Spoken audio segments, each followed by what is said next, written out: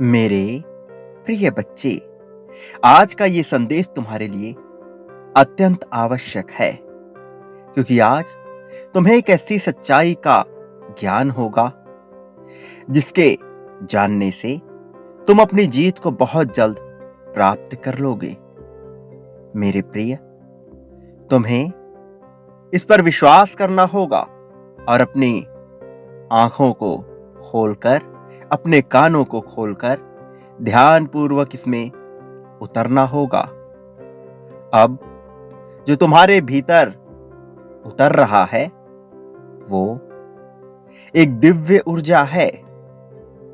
तुम्हारे हृदय में जो स्फूर्ति हो रही है वास्तव में वो ब्रह्मांड में भी घटित हो रही है। और अब ब्रह्मांड में घटित ये ऊर्जा तरंग बनकर किसी और के भी हृदय में उतर रही है, और जिसके हृदय में यह उतर रही है उससे तुम्हारा वास्तविक मिलन होने वाला है। इसलिए किसी भी हाल में इस संदेश को पूर्ण सुनना, बीच में नहीं छोड़ना। प्रिय, आकाश से कुछ दिव्य फरिश्ते हैं जो अब तुम्हारे आसपास तुम्हें घेरे हुए हैं, जिन्हें तुम देख नहीं रहे, किंतु उनके आहट को तुम अब महसूस करने वाले हो। उनके आगमन का तरीका थोड़ा अलग है, लेकिन उनकी ऊर्जा का अनुभव तुम्हें निरंतर होता रहेगा।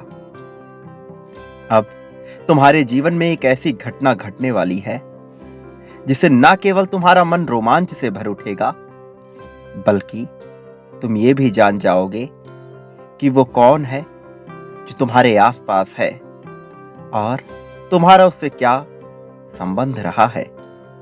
वो तुम्हारे बहुत निकट है, शीघ्र ही तुमसे मिलने वाला है।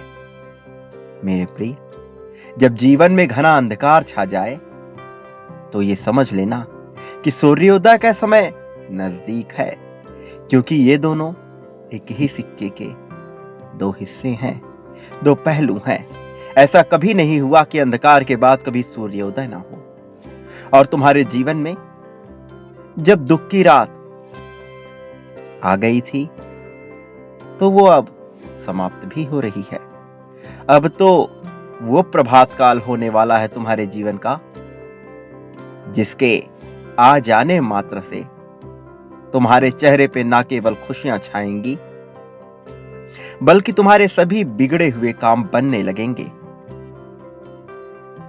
कमजोर पड़ रहे तुम्हारे हृदय को अब एक ऐसा सहारा मिलने वाला है जिसके आ जाने मात्र से तुम आत्मविश्वास पूर्ण महसूस करोगे। यह समय है तुम्हें अपनी भावनाओं पर नियंत्रण पाना सीखना होगा, क्योंकि अब तुम्हारे साथ ऐसी ऐसी घटनाएं घटने वाली हैं जो तुम्हें आश्चर्य से भर देंगी। ना केवल तुम्हें, बल्कि तुम्हारे करीबियों को, तुम्हारे मित्रों को, यहां तक कि तुम्हारे शत्रुओं को भी, तुम्हारे रिश्तेदारों को, तुम्हारे परिवारजनों को, तुम्हारे आस पड़ोस के सभी लोगों को आश्चर्य से, दंभ से भर देंगी। इसलिए तुम्हें अपनी भावनाओं पर नियंत्रण रखना होगा। यह वही वक्त है जब सारा जमाना तुम्हारी जीत का आलम देखेगा, तुम्हारी वाहवाही करते नहीं थकेगा। मेरे प्रिय, इस समय में तुम्हें अपनी भावनाओं पर पूरा नियंत्रण रखना होगा, अन्यथा ये भावनाएं कब अहंकार का रूप धारण कर लेंगी तुम जान भी ना पाओगे। इसलिए इस परिस्थिति में ना तो तुम्हें कमजोर पड़ना है, ना ही तुम्हें विवश होना है। जो घटित हो रहा है उसे दृष्टा की भांति देखते जाओ। सब कुछ तुम्हारे पक्ष में ही रचित किया जा रहा है। अब तक तुम जिन मुश्किलों से गुजरे हो, जिस तरह की परीक्षाएं तुमने दी हैं, अब उनके अंत का समय आ गया है।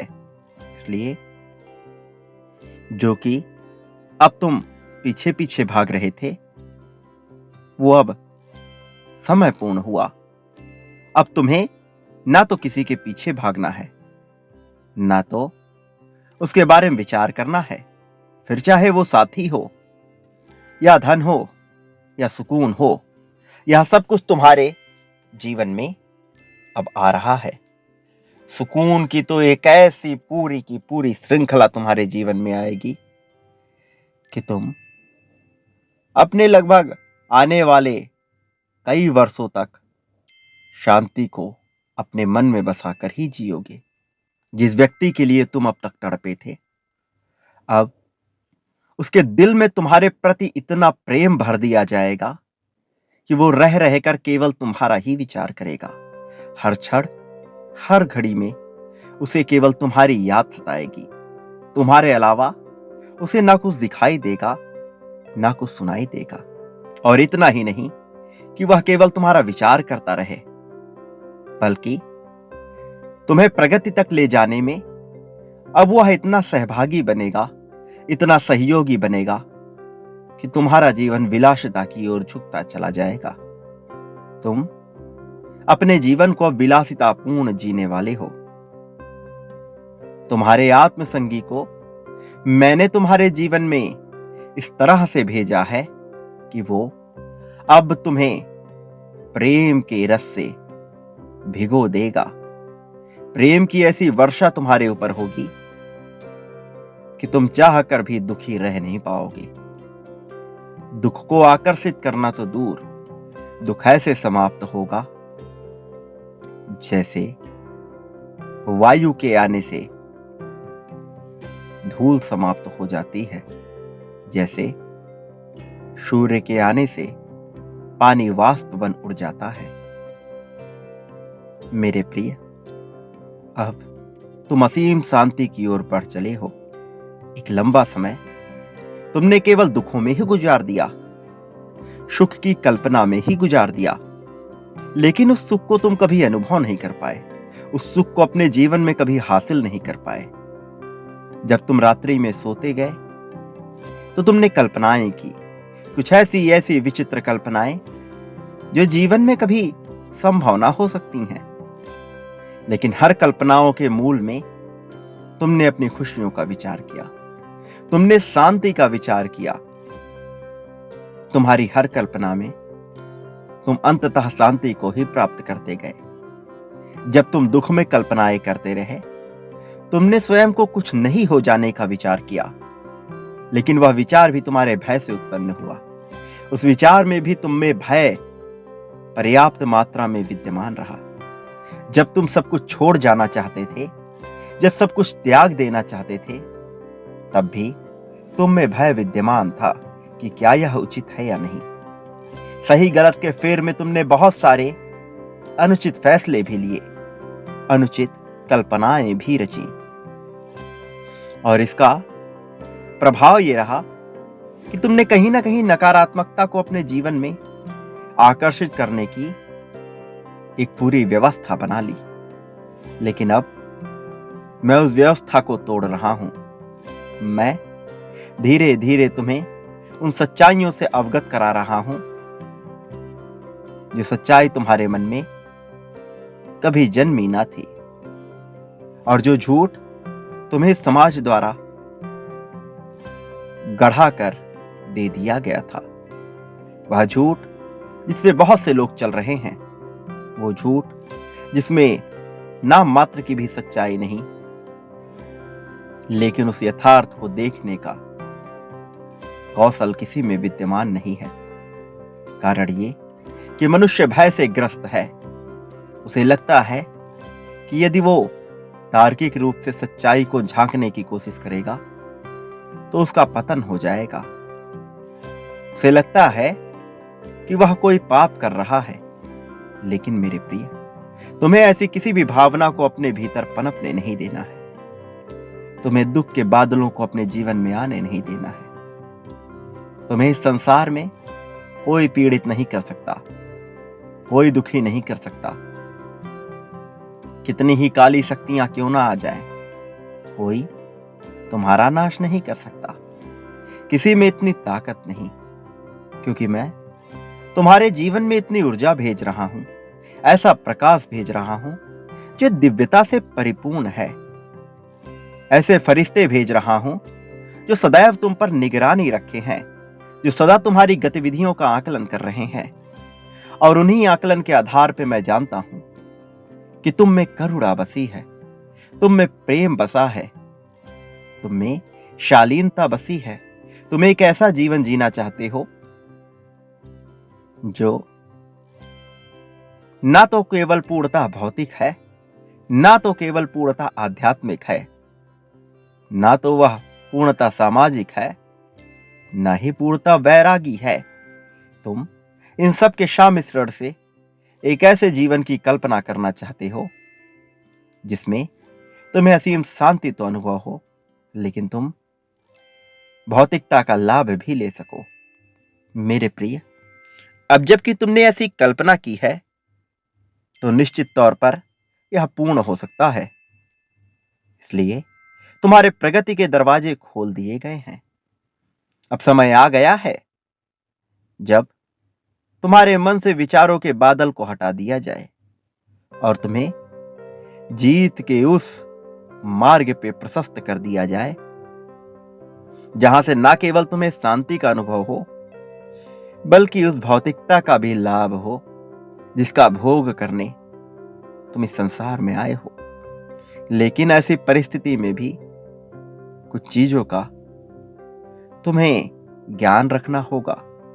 सर्वप्रथम, यदि तुम विलासिता को विलासिता की तरह देखोगे तो वह तुम्हें कभी भी पूर्णता हासिल नहीं होगा। जिस दिन विलासिता तुम्हारी आवश्यकता हो जाएगी, निश्चित तौर पर वह तुम्हें मिलती ही रहेगी। और जब तक तुम मितव्ययी नहीं हो सकते, तुम अपनी आवश्यकताओं को समझ नहीं पाओगे। मनुष्य धन को खर्च करने में विभिन्न प्रकार के तरकीब अपनाता है, लेकिन वास्तविक रूप से उसे उसका प्रयोग कैसे करना है वो ये कभी जान नहीं पाता। जिन चीजों की तुम्हें आवश्यकता है उस पर तुम्हें केवल और केवल उसकी गुणवत्ता का विचार कर उसका उपभोग करना है। और जो चीजें केवल तुम्हारे शौक से, तुम्हारी चाहत से उत्पन्न हो रही हैं, जिसे पाने की लालसा तुम्हारी आवश्यकता नहीं है, उस पर तुम्हें पूर्णतः मितव्ययी हो जाना है। इस सूत्र को अपनाकर तुम्हें धन को अपना वास्तविक मित्र बनाना है। और ऐसा मैं तुमसे जानबूझकर कह रहा हूं, क्योंकि तुम्हें धन को गहराई से समझने की आवश्यकता है।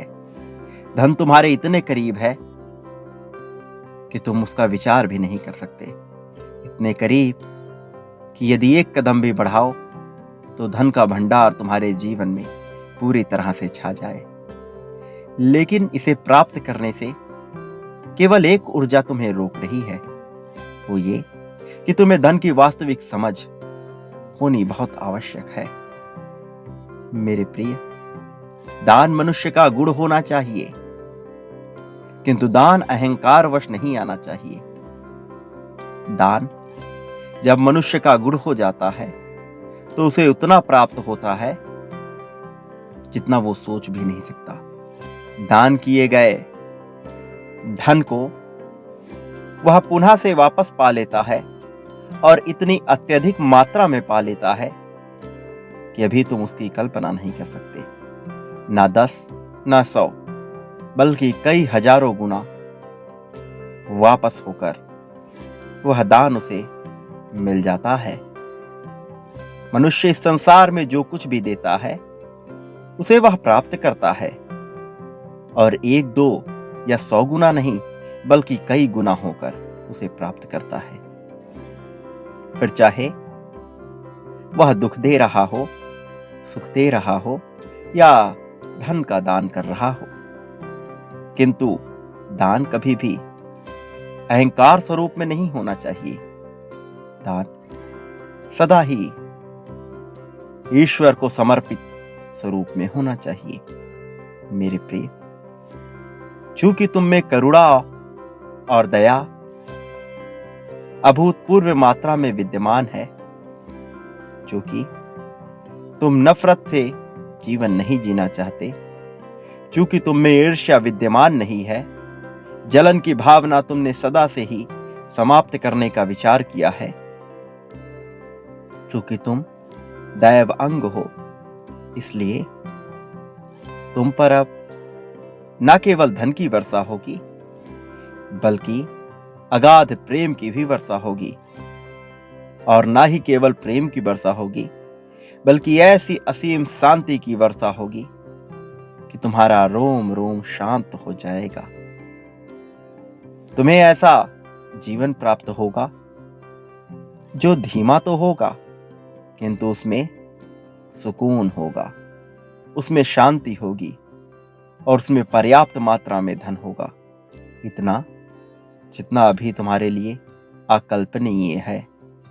मेरे प्रिय, मेरी बातों के रहस्य को समझो। मैं जो तुम्हें कह रहा हूं, ये सार्थक संकेत है।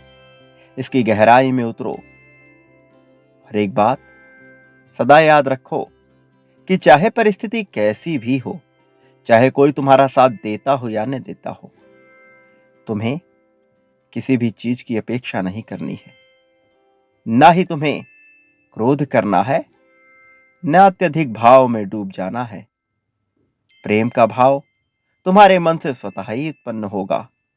करुणा तुम्हारे मन से स्वतः ही उत्पन्न होगी, क्योंकि मैं जानता हूं कि तुम में कौन सी रासायनिक क्रियाएं पनप रही हैं और कौन सा तत्व तुम में बढ़ रहा है। प्रेम तुम्हारा नैसर्गिक गुण है, यह स्वतः ही निखर कर आ जाएगा। इसलिए अनावश्यक विचारों से बच जाओ और सदा याद रखो कि मेरा आशीर्वाद हमेशा तुम्हारे साथ है। मेरे आने वाले संदेशों की प्रतीक्षा करना। मैं निश्चित तौर पर आऊंगा तुम्हारी जीत को स्पष्ट रूप से तुम तक पहुंचाने के लिए और तुम्हारा मार्गदर्शन कर, तुम्हारा हाथ पकड़कर तुम्हें सुकून की ओर ले जाने के लिए। सदा सुखी रहो, तुम्हारा कल्याण होगा, तुम्हारी प्रगति होगी।